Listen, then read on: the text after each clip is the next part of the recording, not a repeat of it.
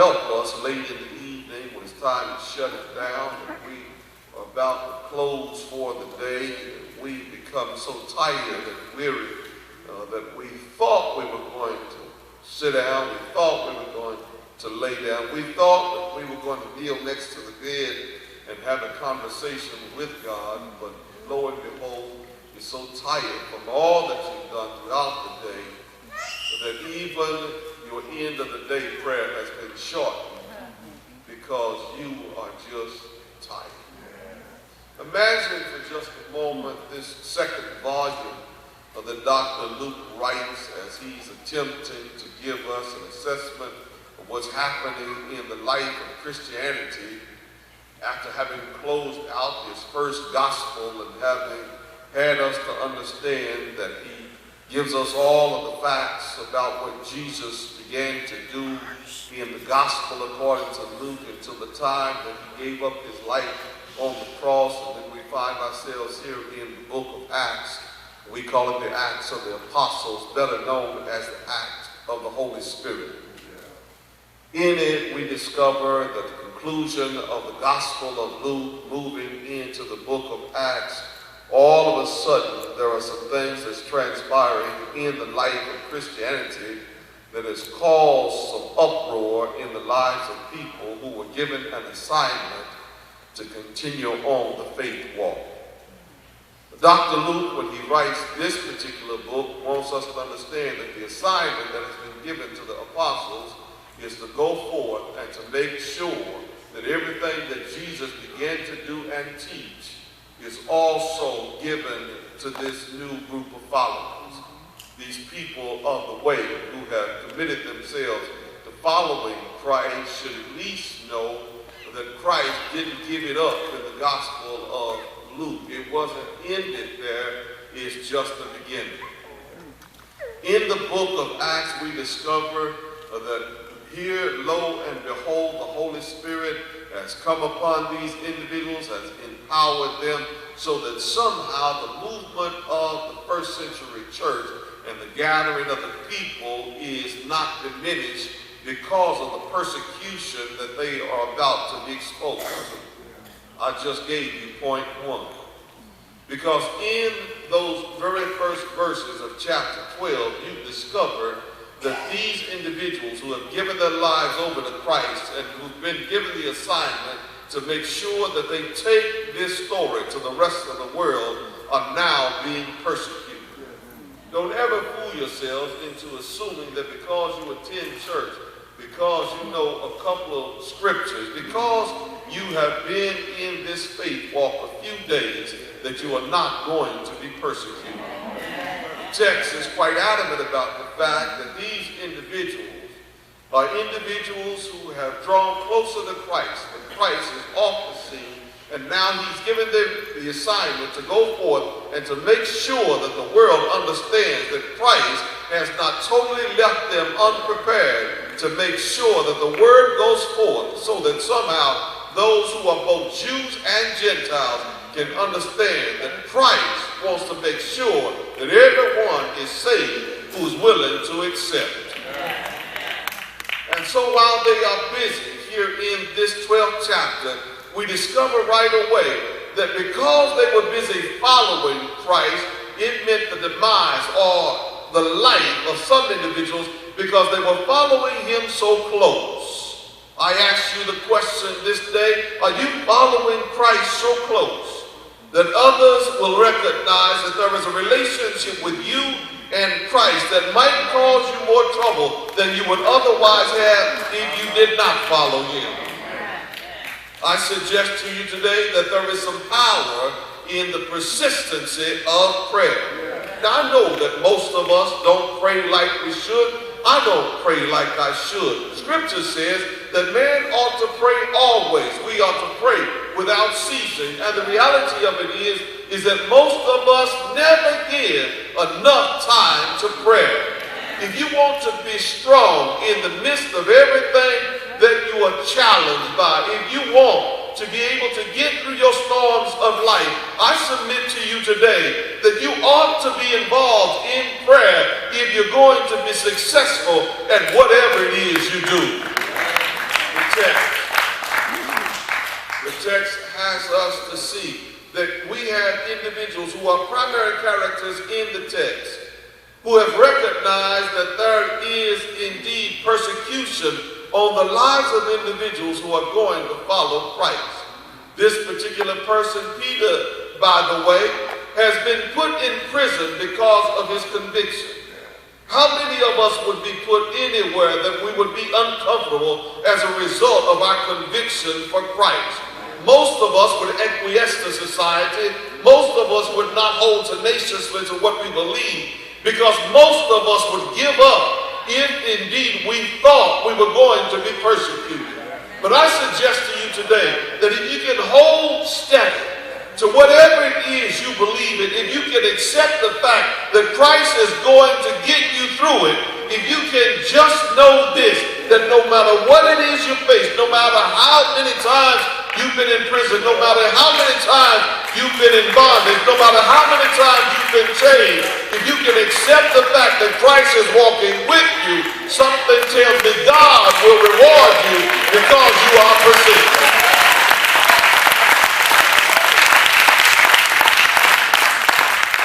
The text wants us to know that this is nothing new that these guys have gone through. They've been in bad situations before. They've been in predicaments that they couldn't get out of. You know, like some of the ones you've gone through. Some of the challenges that you faced at work. You know you didn't put yourself in the position, but now seemingly you can't get out of it. There are individuals surrounding you that are trying to make sure that they bring you down. Don't fool yourselves. Just because they are there trying to destroy you will not mean that you're going to be destroyed. But if you stay persistent in your prayer life, I submit to you today that God will see you through. I know we don't always act like it. We don't always believe it. But the truth of the matter is that the Christ that we serve is there with us. Look at the text. Here he is. He's been following Christ, and now he finds himself in prison. You may not be sitting in a prison. You may not be in a jail cell, but you can be in prison and still not have locked doors. You can be incarcerated and there be no walls around you. Most of us think that we have to have bars in front of us, walls all around us, ceilings over our head, and then flooring beneath us in order to be in prison. I submit to you today that there are some of us who are sitting in the context of worship who are psychologically already in prison. You can't be relieved from where you are because your mind already has you trapped in a situation you can't get out of. You are there, you're trying to figure out how to get out of it, but you can't really see the situation that you're in because you're uncertain of where you are. Come here for a moment. Peter is in prison. There is no doubt he can't get out of his own volition and will. There are a squadron of individuals who are guarding him. There are individuals to his left and his right. There are individuals who are at the door, the entranceway of where he's located. If that's not bad enough, he's bound by chains. Is there anybody in this house this morning? You know you're in a bad situation. The predicament, it looms heavy. It doesn't look like you can get out of it. You just know that there's something so perplexing for you that you wish to God you could get away from it. You know that you're there. It's not of your own will, but you're there. You know that you tried the best you could to get out of it, but you're still stuck right there. Maybe it's not in a jail cell. Maybe there are not individuals guarding the door, but something is persistent and you are stuck right where you were. The text informs us maybe it wasn't Peter that was praying, but it was somebody else at a distance who recognized the need for this fellow who had been persistent in his life. The text informs us that the whole church, not just the few folk, were praying for Peter. Come here for a moment. They were sitting back there in the church. They were sitting back there in the home praying for his situation.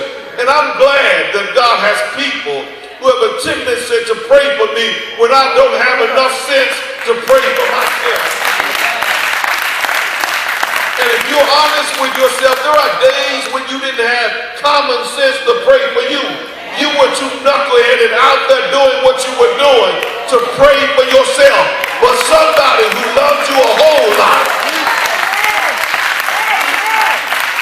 was at home or at the church and they were praying specifically for you. Watch what prayer will do. Prayer will have a tendency to break down some barriers you didn't even realize were there.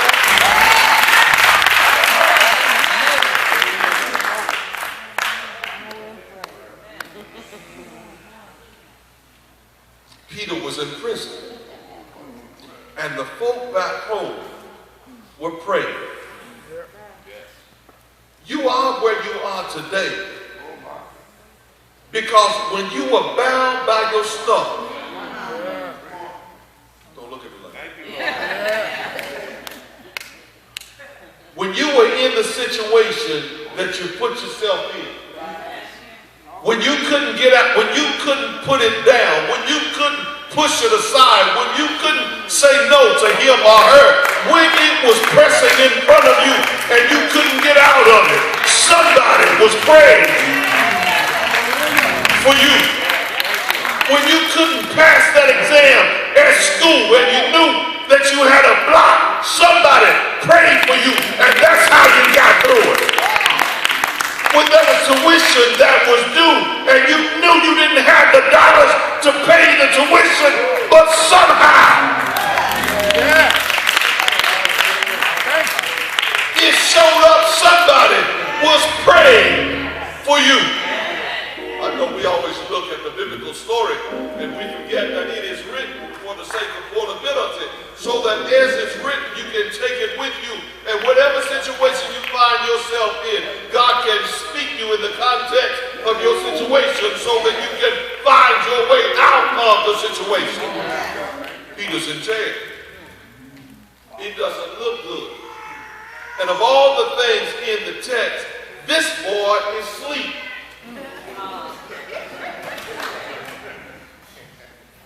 It would suggest theologically that he obviously has a whole lot of faith in God. Anytime you can find yourself in a situation that you can't get out of, and it's a negative situation and you don't have the power to get away from it, if you can go to sleep in the midst of your prison situation, you got a lot of faith in something. Peter thought to himself, you know what? I'm just going to lay down because this thing is going to work out. I stopped by to help somebody understand that whatever situation you're in, go ahead and go to sleep. Because God is already working that thing out.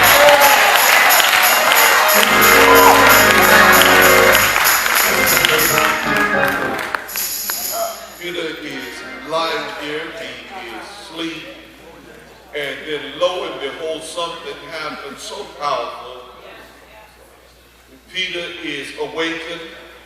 Now, you know, like I do, the first thing you think, this must be a dream. He's thinking to himself, this has got to be a dream. I've got two at the front door guarding the prison. I got this joker here on the left, the joker here on the right. I know I'm chained up. There's no way I'm going anywhere. But lo and behold, there is an angelic presence that's before him. Thank God for dispatching angels. But he doesn't give us a name to the angel, just an angel of the Lord. I'm glad that the Lord has certain angels that he just kind of dispatches to us so that we're in situations that we can't handle. He sends one by so he can help us out to get out of the situation. Well, what Peter's thinking, you know, this is nice, a nice dream. This can't be real. But all of a sudden, the angel says, boy, and I didn't make it up. The text said he just tapped him on the side and said, get up, boy, put your clothes on, put your sandals on, and go ahead and put your robe on. And then escorted him out. Now, can you imagine the mentality of Peter? Because as he strolls out of this unpredictable situation, a situation he's powerless to handle, like the one you got that you knew you couldn't get out of. The angel is presently been dispatched to you, get you out of it so that you can get through it unscathed by anything that seems to be surrounding you. He's bringing you out of it. I know that your enemy is on your left and your enemy is on your right, and he's got minions that are in front of you so that you think you can't make your way out of it. But God has dispatched an angel so that when it looks impossible, you can still just say, come on, boy, just follow me. We're going to get out of this thing together. And so he moves him right on through the situation. He's watching closely because he just can't believe it. Have you ever been in a situation that you don't know how you got out of it? Just like you didn't know how you got in it, but somehow God brought you through it. I said there is something about the power in persistent prayer. And the angel shows up and just kind of walks him straight on through this thing, and you watch him closely because God can just do some amazing stuff. This is not the first time that individuals have prayed and God has shown up. You do remember that there's another joker that was in prison, Paul and Silas, and that were in the Philippian jail, and they spoke up and prayed and sang songs, and God showed up. I'm almost inclined to believe that if we are guilty of praying to God, God will show up. I'm almost finished. But I needed to speak to somebody's heart today because somebody in here recognizes that you've been through something. You are in a situation you couldn't get out. The doctor told you something that just so gripped you up that you feel like you're in prison. Your financial situation is of such that you just don't see your way out of it. Your children are so going left and going the wrong direction that you just can't handle it. But God said, tell them if they got persistent prayer, I can empower them to get through it. There's something about prayer. I'm finished. The power is persistent prayer. There is a story. There's a little story about a young girl whose daddy had been ill. He's quite sick now, and she's really concerned. The doctors have obviously given up. It's just not working. So she sent for the pastor. The pastor came by to see her daddy. When he came by to see the daddy, the young girl went off to the other room. And the daddy said to the pastor, he said, I didn't want to say this in front of my daughter, but I'm quite ill. I know she knows I'm quite ill. So I'm not much of a believer in prayer. I've just never been impressed with prayer. But I went to church once, and there was a member of the church who suggested to me to pray. And I told him I just don't know a whole lot about prayer. He said, the man at the church told me, well, if you don't know a whole lot about prayer, just know this. Prayer is a conversation with God. And so when you have your prayer, your conversation, even though you don't know a whole lot about God, have enough faith to believe that God can show up. He said, so do this for me. Put a chair in your bedroom. While you're lying there in your bed, look at that chair as though Jesus is sitting there in the chair. And just pray to the chair. And he said, Pastor, I never told my daughter this because I didn't want her to look at me like I was crazy. Because here I am laying in the bed, talking and praying to a chair. Well, the story goes that the pastor left.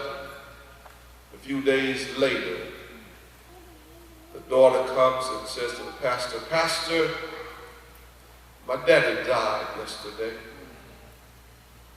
And she said, "Yeah, I loved him so much." He exited as he normally does, telling me some nice old story. She said, "But there was a strange thing about the scene that I saw." She said, there, while he was near his bed, he somehow got out of it and was over at the chair. As he was at the chair, I found him with his head laying on the chair. And the story is entitled "The Empty Chair." He may not have understood early on the power in prayer, but he knew one thing as he exited. He rested his head on the chair for which Jesus would sit, where he would talk. I submit to you today that there's power in persistent prayer. And if you believe Jesus will show up in the midst of your situation, you can rest your head knowing it's going to be all right. Okay? If you can trust Jesus, you can rest your head in his life. Come on, stand with me this morning.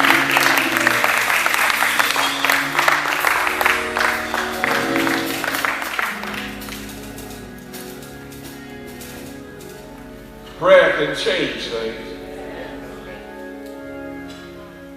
Prayer can raise the dead, cause the lame to walk. Prayer can cause the blind to see. Prayer is a powerful thing.